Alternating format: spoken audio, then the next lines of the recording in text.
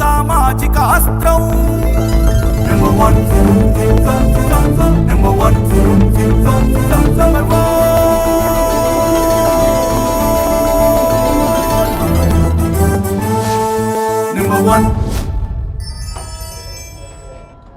గురువారం జరుగుతున్న ఎమ్మెల్సీ ఎన్నికల్లో ముఖ్యమంత్రి చంద్రబాబు, విద్యాశాఖ మంత్రి నారా లోకేష్లు ఉండవల్లిలో తన ఓటు హక్కును వినియోగించుకున్నారు. ఈ సందర్భంగా చంద్రబాబు మాట్లాడుతూ రాష్ట్ర అభివృద్ధి కోసం కూటమి అభ్యర్థులను గెలిపించవలసిందిగా ఓటర్లను కోరారు.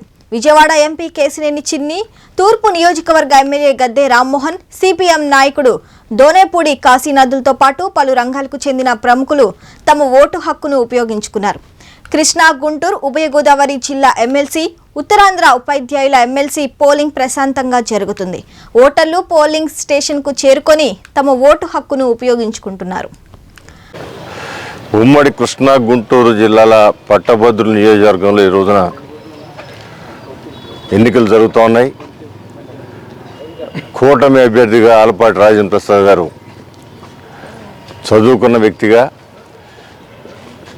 అనేక పర్యాయాలు శాసనసభ్యుడిగా ఉన్న వ్యక్తిగా, ఒక పర్యాయం మంత్రిగా చేసిన వ్యక్తిగా, సమస్యల పట్ల అవగాహన ఉన్న వ్యక్తిగా, ఇవాళ అన్ని రకాలుగాను ఉన్న సమస్యలు కూడా అత్యధికంగా ఉండబట్టి అన్ని రకాలుగా కూడా ఇవాళ అలాంటి వ్యక్తి అవసరం అనే భావన ఒక టీచర్స్లోనే కాదు, నిరుద్యోగులైన యువకుల్లోనే కాదు, పట్టభద్రులందరిలో కూడా అలాంటి భావన ఉంది.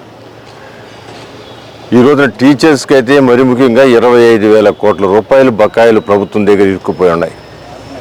గత 5 సంవత్సరాల్లో జగన్మోహన్ రెడ్డి గారు చేసిన అస్తవ్యస్తమైన విధానాల వలన 25,000 కోట్ల రూపాయలు అంటే ఎంత పెద్ద మొత్తం ఒకసారి ఆలోచించవలసిన అవసరం ఉంది.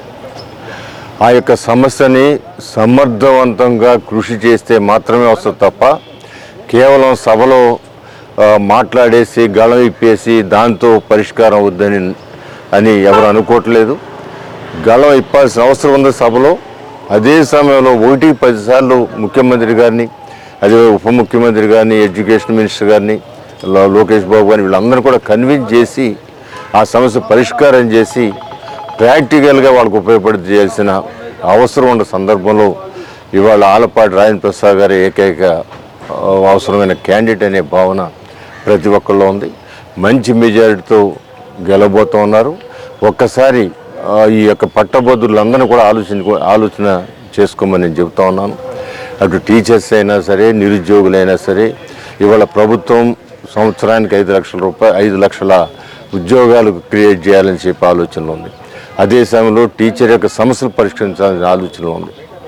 అలాంటి ఆలోచనని మరింత స్పీడ్గా చేసేదానికి ఈ రాజేంద్ర ప్రసాద్ గారు ఎన్నికైతే ఆయన ద్వారా మనం ముఖ్యమంత్రి గారికి ఉన్న చొరవతో, ముఖ్యమంత్రి గారి దగ్గర రాజేంద్ర ప్రసాద్ గారికి ఉన్న చొరవతో ఆ సమస్య పరిష్కారం చేయగలుగుతామని ప్రగాఢమైన ఆలోచన ప్రతి ఒక్కరికి ఉంది. ఎవరైనా ఇంకా వేవరింగ్లు ఉంటే కూడా ఒకసారి ఆలోచించమని చెబుతూ అత్యధిక మెజార్టీతో రాజేంద్ర ప్రసాద్ని గెలిపించమని కోరుతా ఉన్నాను.